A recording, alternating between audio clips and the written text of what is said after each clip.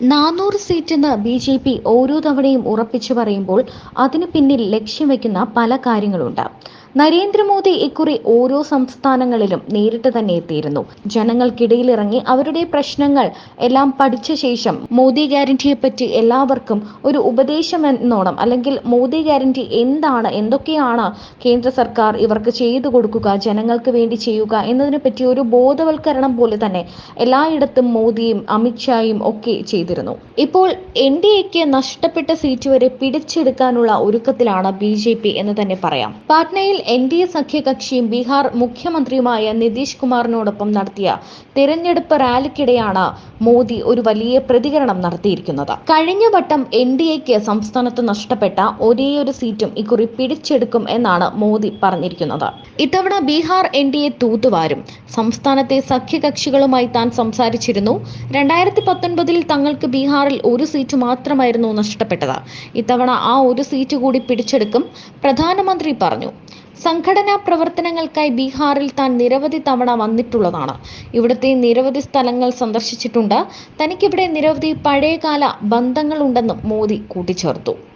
രാജ്യത്തെ എല്ലാ സംസ്ഥാനങ്ങളിലേക്കും ഇതിനകം താൻ പോയിട്ടുള്ളതാണെന്നും എല്ലായിടത്തുമുള്ള പൊതുവികാരം എൻ.ഡി.എക്കും ബി.ജെ.പിക്കും 400 സീറ്റുകളിൽ വിജയം ഉറപ്പാക്കണം എന്നുള്ളതാണെന്നും മോദി പറഞ്ഞു.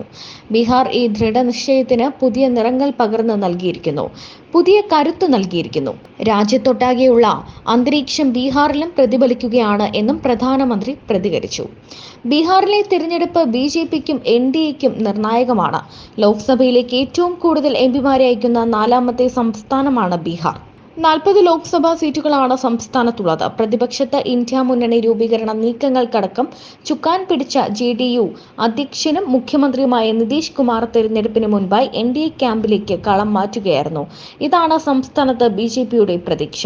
2019 ബി.ജെ.പിയും ജനതാദൾ യുണൈറ്റഡും 17 സീറ്റുകളിൽ വീതം മത്സരിച്ചിരുന്നു.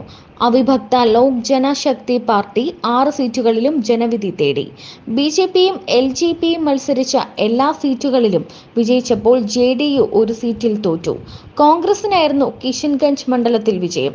ലാലു പ്രസാദ് യാദവിന്റെ രാഷ്ട്രീയ ജനതാദളിന് ഒരു സീറ്റിൽ പോലും വിജയിക്കാൻ സാധിച്ചില്ല. ഇത്തവണ ബി.ജെ.പി 17 സീറ്റുകളിലും ജെ.ഡി.യു 16 സീറ്റുകളിലുമാണ് മത്സരിക്കുന്നത്.